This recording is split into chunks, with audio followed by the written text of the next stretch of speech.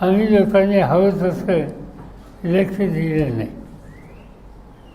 आता असंच आहे, विधानसभेच्या निवडणुका जाहीर झाल्या त्याच्या आधी दिल्लीमध्ये मला काही लोक भेटायला आले, 2 लोक, आणि त्यांनी आम्हाला सांगितलं की महाराष्ट्रामध्ये 288 विधानसभेच्या जागा आहेत, आम्ही तुम्हाला 107 जागा निवडून येण्याची गॅरंटी देतो.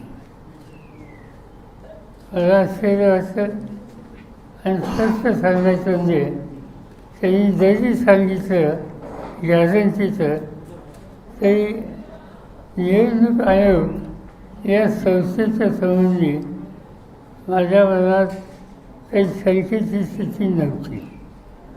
आणि म्हणून असे लोक भेटत असतात म्हणून त्यांच्याकडे मी त्यावेळी दुर्लक्ष केलं.